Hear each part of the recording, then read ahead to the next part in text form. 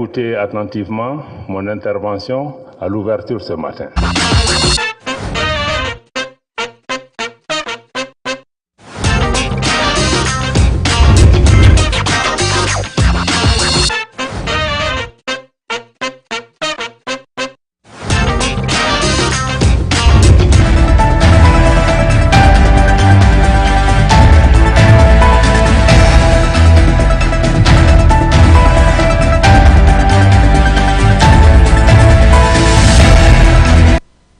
L'union dans la souveraineté retrouvée. C'est sous ce signe que s'est célébré ce 22 septembre 2022 le 62e anniversaire de l'indépendance du Mali.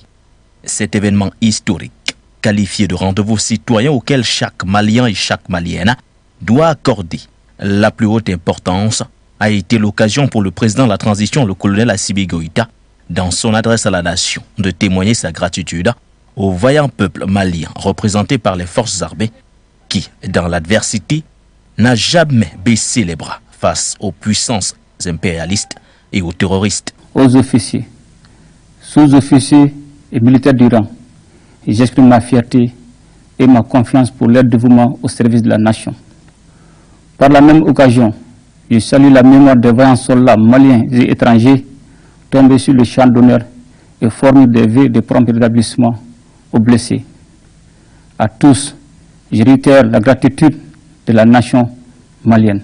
En dépit des résultats probants enregistrés jusqu'ici, le combat continue avec pour principal objectif la libération totale du Mali. L'œuvre de refondation de l'État malien se poursuit également, à en croire le colonel Assimi Goïta, ceci étant perceptible par l'adoption d'une nouvelle loi électorale et l'élaboration d'une nouvelle constitution. Sur le plan de la gouvernance économique, satisfaire les besoins vitaux de la population a été au cœur des préoccupations malgré les effets néfastes des sanctions économiques et financières de la CEDEAO et la crise en Ukraine. L'économie malienne est ressortie et résiliente en 2021 avec une croissance de 3,1% contre une récession de 1,2% en 2020. Et c'est en plus d'un déficit budgétaire maîtrisé à 4,7% contre 6,2% en 2020. La croissance devrait s'accélérer en 2022 pour atteindre 4,2% malgré les effets néfastes des sanctions économiques et financières de la CEDEAO et la crise ukrainienne. Au ménage, particulièrement aux femmes et aux enfants qui font face à l'inflation, des efforts considérables sont consentis pour abréger leurs souffrances avec la politique de subvention en cours. De véritables réformes dans tous les domaines de la vie qui tracent les sillons des aspirations profondes du peuple malien. Le colonel Mamadi Doumbouya, président de la transition en Guinée-Conakry, s'est rendu à Bamako le 21 septembre 2022. Ceci pour célébrer avec le colonel Assimi Goïta l'indépendance de son pays ce 22 septembre 2022, qui marque le 62e anniversaire. En parallèle, s'est tenu le sommet extraordinaire des chefs d'État de la CEDEAO à New York. Les vedettes des assises n'étaient nul autre que le Mali et la Guinée-Conakry, dont les transitions en cours ont été évaluées. Le président en exercice de la CEDEAO a face aux médias français déclaré en prélude au sommet que des sanctions pourraient être envisagées contre Conakry si le pouvoir militaire pensait à excéder 24 mois. Et pourtant, il y a quelques mois, le format 36 mois avait été acté comme durée de la transition, après médiation et échange entre l'instance sous-régionale et le CNRD. En janvier dernier, le Mali recevait des sanctions économiques et commerciales de la CEDEAO, ainsi qu'une suspension administrative. Quelques 5 mois plus tard, c'était la levée des sanctions.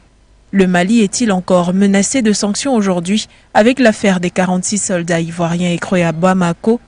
Le président Alassane Ouattara a clairement et publiquement appelé la CEDEAO et l'Union africaine à trancher dans cette crise entre Abidjan et Bamako.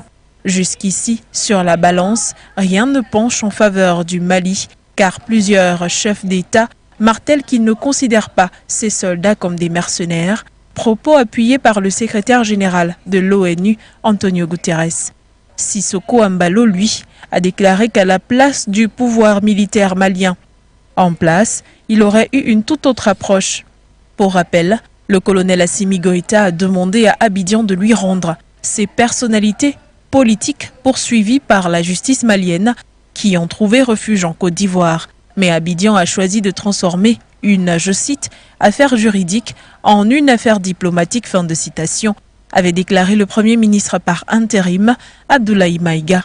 Pour l'heure, le Mali commémore la proclamation de son indépendance le 22 septembre 1960 dans une mouvance d'hommage aux figures historiques de lutte pour l'indépendance, mais également de refondation d'une nation libre et souveraine voulue par les autorités actuelles.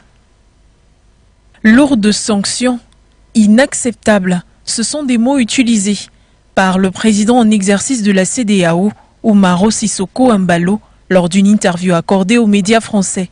Ce vocable était bien situé puisqu'il s'agissait de la transition en Guinée-Conakry, annoncée pour 36 mois depuis la dernière médiation de l'instance sous-régionale menée par le docteur Yahi Boni. Mais d'où vient le malaise aujourd'hui? Le colonel Amara Camara, ministre secrétaire général à la présidence de la République, a qualifié la sortie du président de, je cite, mensonge grossi et propos qui s'apparentent à de l'intimidation et rétrograde. Fin de citation. Dans une vidéo rendue publique ce 22 septembre sur la plateforme de la présidence. En réponse au discours médiatique, il accuse une campagne de diabolisation du pouvoir en place à Conakry. Est-ce parti pour un dialogue de sourds? Le pouvoir guinéen a proposé un chronogramme, selon lui clair et transparent, d'une durée de 36 mois. Après la médiation en Conakry, c'était un satisfecit affiché par l'ancien président Yahi Boni. Et pourtant, le consensus sur la durée tardait à être acté.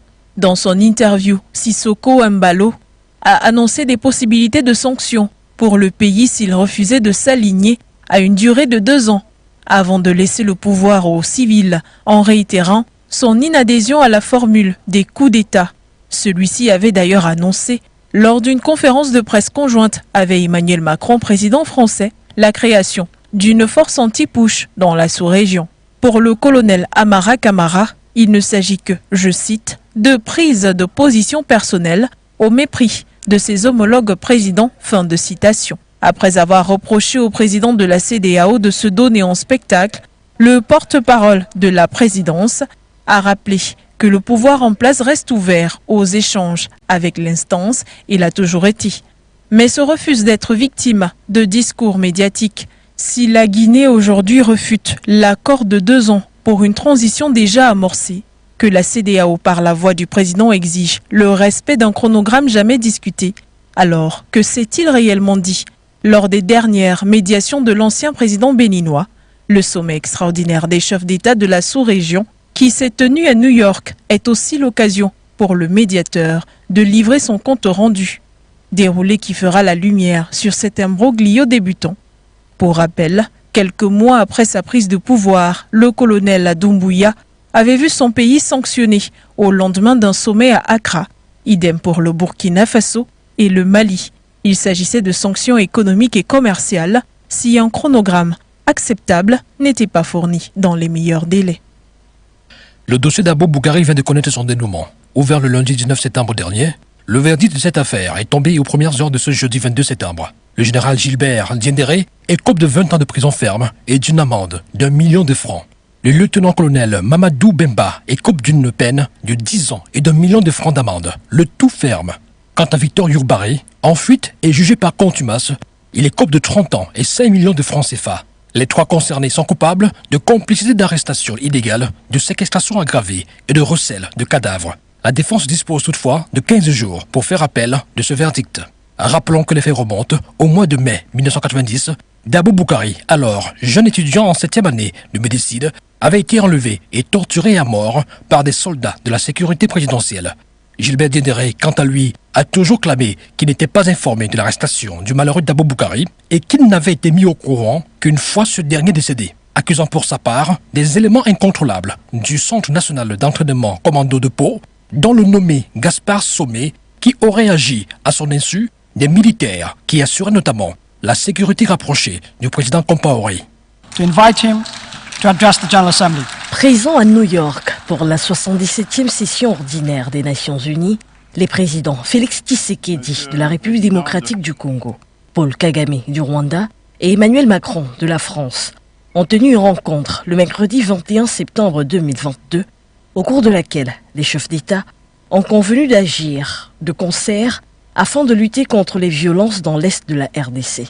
L'annonce faite par l'Élysée, par voie de communiqué, rapporte que les 3 dirigeants ont marqué leur préoccupation face à la recrudescence des violences dans l'Est de la RDC et leur résolution à apporter une réponse régionale et coordonnée à la menace portée par le groupe terroriste ADF dans la région. La veille de cet entretien, le mardi soir, Félix Tshisekedi avait, lors de son allocution à la tribune de l'ONU, accusé le Rwanda d'agression militaire directe et d'occupation dans l'est de son pays, la RDC.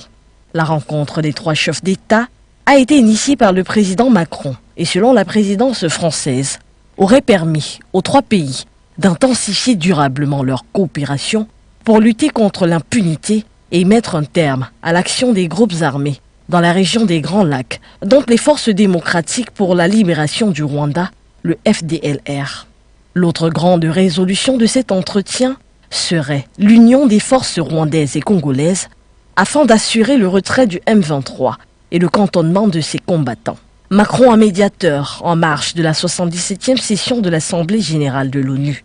Geste d'altruisme ou continuité de l'opération séduction déjà lancée lors de sa dernière tournée africaine, jugée par des observateurs comme étant une France aux abois face à son ancien précaré en Afrique. 13 ans après le massacre traumatisant du 28 septembre 2009 en Guinée-Conakry, le procès tant attendu par les victimes s'ouvrira finalement le 28 septembre 2022. À quelques jours de la tenue du procès, le ministre guinéen de la Justice Alphonse Charles White assure que toutes les dispositions sont prises en compte pour le bon déroulement du procès. La formation des magistrats qui seront chargés d'examiner le dossier est terminée. En ce qui concerne les inculpés dans l'affaire, le ministère de la Justice précise qu'aucun n'est sorti du territoire national et affirme que toutes les mesures sécuritaires seront prises en compte pour la réussite du procès. Ce procès va revisiter notre histoire et faire en sorte que nous en sortions tous avec une nouvelle vision de la Guinée où l'impunité n'aura plus désormais sa place. Il pourrait permettre au pays d'avancer vers le processus de réconciliation qu'on a tant demandé, a déclaré à la presse le ministre de la Justice Alphonse Charles White au sortir d'une réunion du comité de pilotage du procès. Rappelons que le 28 septembre 2009, des militaires avaient tué au moins 157 personnes et violé 109 femmes dans le stade où étaient rassemblés des milliers d'opposants à la candidature à la présidentielle du chef de la transition à l'époque, Moussa Dadi Camara. L'ouverture de ce procès historique aura lieu pour le 13e anniversaire des événements le 28 septembre 2022. Alors qu'on espérait un dénouement heureux et même très prochain de cette crise entre le Mali et la Côte d'Ivoire, après la libération de 3 soldats parmi les 49 à la suite de la médiation togolaise, la situation semble plutôt s'empirer. Et du côté de la Côte d'Ivoire, des centaines de personnes ont défilé dans les rues d'Abidjan en solidarité à ces 46 soldats. Alors que le président malien avait demandé en contrepartie la libération des personnalités maliennes réfugiées en Côte d'Ivoire, pour les organisateurs de cette récente manifestation, il est hors de question de céder aux exigences de Bamako. Toutefois, Abidjan a rappelé aux opposants politiques étrangers vivant sur son territoire ces instructions selon lesquelles ils sont tenus d'observer en toutes circonstances un devoir de réserve absolue concernant les affaires intérieures de leur pays d'origine. Dans cet élan, l'organisation politique CONASU a demandé la libération immédiate des soldats. Nos enfants ne sont pas des criminels. On ne peut pas les changer par un politicien malien. Ça ne peut pas se passer comme ça, qu'il libère ses enfants. Ils sont que des simples militaires. Ils ne sont pas des criminels. Ils n'ont rien à voir avec la politique malienne. Selon Bamako, un tel revirement grave de la Côte d'Ivoire ne vise qu'à manipuler et à entraver la manifestation de la vérité. Bamako accuse ainsi les autorités ivoiriennes de faire fi des conditions obscures et des manquements ayant entraîné l'inculpation par la justice malienne des 46 soldats ivoiriens. Les autorités maliennes soulignent par ailleurs que c'est exclusivement en qualité de président du Conseil supérieur de la magistrature que le président Goïta a indiqué au gouvernement ivoirien la nécessité de considérer les cas de certains Maliens sous mandat d'arrêt internationaux qui a été perçu par des partis ivoiriens comme une prise d'otage. Mais à en croire les organisateurs de cette manifestation, il n'est pas envisageable de céder aux exigences de Bamako. Nous ne céderons jamais au chantage et à la manipulation de la junte militaire. C'est pourquoi ici aujourd'hui, nous réitérons encore notre soutien au président de la République, qu'il peut compter sur les Ivoiriens, il peut compter sur sa jeunesse. Les deux pays, dans l'incapacité de gérer ce problème, la CEDEAO tentera de résoudre le problème lors des réunions organisées en marge de l'Assemblée générale des Nations unies à New York. Thank you. Mr. President, Mr. Secretary General. The Global Fund to Fight AIDS, Tuberculosis and Malaria has secured $14.2 billion in crucial new funding after decades of progress against the diseases was derailed by the COVID-19 pandemic. United States President Joe Biden, who hosted a conference in New York City on the sidelines of the annual high-level meeting of the United Nations General Assembly, said the funding is the highest amount ever pledged for a multilateral health organization and is crucial to combating the diseases. This is an investment that will save another 20 million lives, reduce mortality from these diseases another 64% in the next 4 years, said President Biden. The fund, a public and private alliance set up in 2002, is seeking $18 billion for its next 3-year funding cycle from governments, civil society and the private sector. The Global Fund said the $14.25 billion figure was likely to increase as the donations come in. For the government and the people of Malawi, this is not a conference but a lifesaver, Lazarus Chakwera, the president of the Southern African nation, said earlier in the day after pledging $1 million. According to the United Nations aid, there were 990,000 adults and children in Malawi living with AIDS in the year 2021, and US aid said that tuberculosis is the major health crisis in the Southern African nation. Amongst the donors, the US has pledged the most at $6 billion. On global health, we've delivered more than 620 million doses of COVID-19 vaccine to 116 countries around the world, with more available to help meet countries' needs. All free of charge, no strings attached, and we're working closely with the G20 and other countries in the United States help lead the change to establish a groundbreaking new fund for pandemic prevention, preparedness, and response at the World Bank. At the same time, we've continued to advance the ball on enduring global health challenges. Later today, I'll host the 7th replenishment conference for the Global Fund to fight AIDS, tuberculosis, and malaria.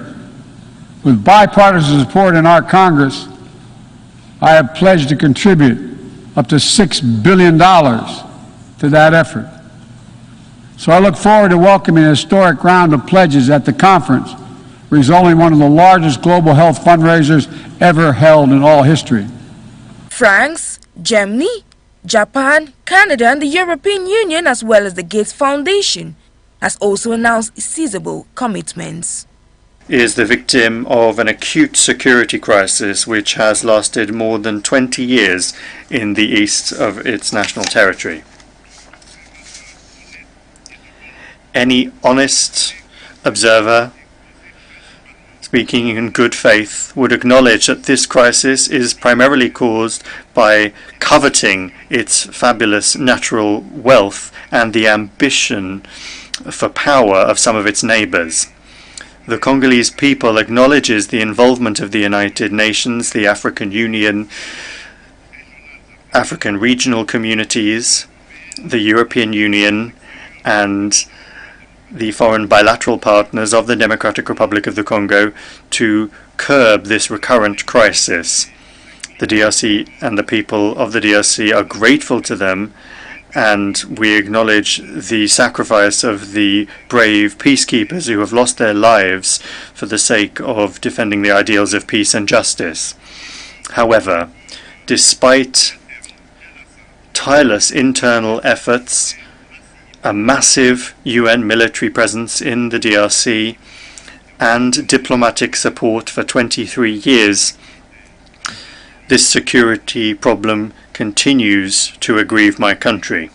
In order to eradicate insecurity once and for all, to restore lasting peace, and to ensure stability in the east of the Democratic Republic of the Congo, several agreements were signed with armed groups and even with neighboring countries under the guarantee of the international community.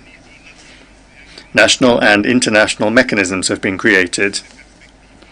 All of these prospects for a lasting settlement of the conflict only lasted for a few months. Very quickly, the architecture of those prospects cracked and the building collapsed. And then we always start again with the same tragedies.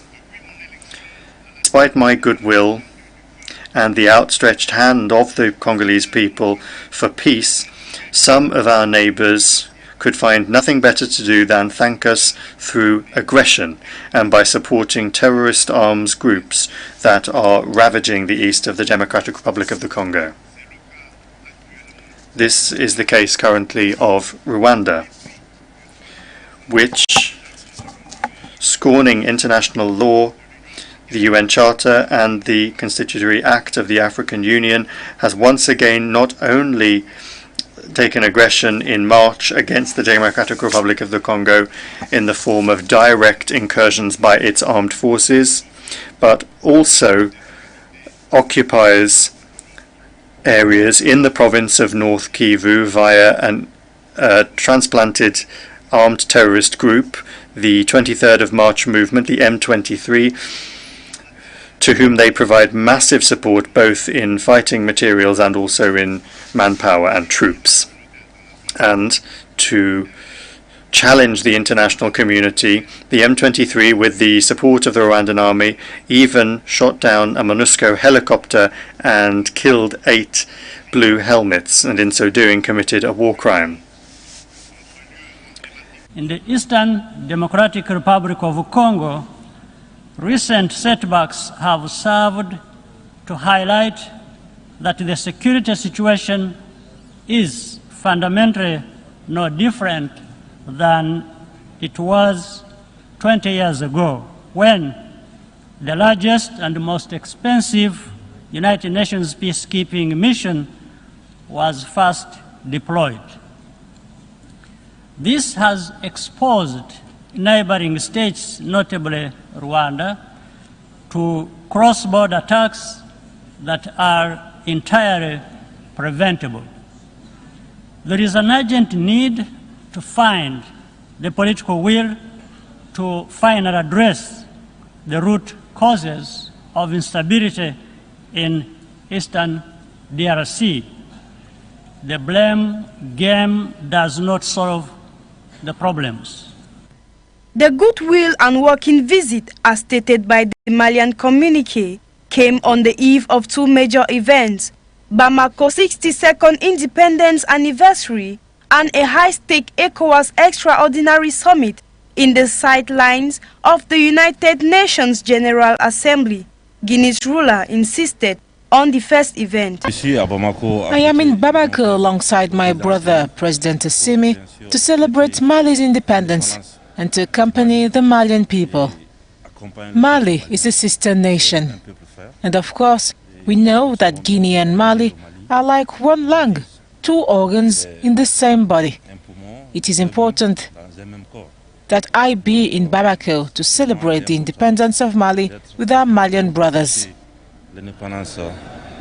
Assimi Goïta and Mamadou Doumbouya discussed on a good number of issues during this anniversary summit. Both countries are still suspended from ECOWAS bodies following their coup d'etat. It should be noted that both military rulers have suggested to stay in power 3 years before handing over to elected civilians. West African leaders on Thursday equally have discussed Guinea's transitional timetable in New York. In the case of Mali, it is the diplomatic role with Ivory Coast that should be the center of attention. As a reminder, 46 Ivorian soldiers have been detained in Mali since July. Bamako accuses them of being mercenaries, which Abidjan denies. The Commission of Human Rights Experts on Ethiopia said it had found evidence of widespread violations by all sides since fighting erupted in Tigray nearly 2 years ago. These include the government of Prime Minister Abiy Ahmed, a Nobel laureate, and its allies who were intentionally causing great suffering by denying aid to Tigray, a region of 6 million. Kari Betty Murungi, one of the Commission's 3 independent rights experts and its chair, said that the denial of food, medicine and basic services was having a devastating impact on the civilian population. We have reasonable grounds to believe it amounts to a crime against humanity, she said on Monday following the release of the report the Commission first. We also have reasonable grounds to believe that the federal government is using starvation as a method of warfare, she added. Ethiopia's permanent representative to the United Nations in Geneva, Zenebe Kebede, said the Commission was politically motivated and its conclusions were self-contradictory and biased. There is no any single evidence that shows the government of Ethiopia used humanitarian aid as an instrument of war, the envoy said. Therefore, we have no other options but to reject this report. He said investigators had ignored atrocities by the Tigray People Liberation Front, which ruled Ethiopia for decades before Abiy Ahmed came to power in 2018, and which Addis Ababa considered a terrorist group. The East African country of Uganda has confirmed an outbreak of the hemorrhagic fever in the central district of Mubende, about 150 kilometers west of the capital city of Kampala. To give you a background, the epidemic appears to have started around the beginning of September, when people started dying in a small village in a sub-county called Madudu. On Thursday, health officials said the country would draw on its previous experience to counter the last outbreak through the transformation of COVID-19 centers into Ebola management centers. This current outbreak happens just at the end of the COVID pandemic, which we think we successfully managed. And much of the infrastructure that we used, both for COVID, we are quickly repurposing it to Ebola. But also of note, just as Patrick was speaking, we have significant capacity built across within the country for detection and also to be able to galvanize community support and response. So we think that using what we've done before, we should be able to appropriately respond to this current outbreak. Uganda has experienced previous outbreaks of the highly fatal disease. The last reported cases were in 2019 with at least 5 fatalities. The government has expressed its commitment to break the contamination chain of the pandemic before it ravages her population.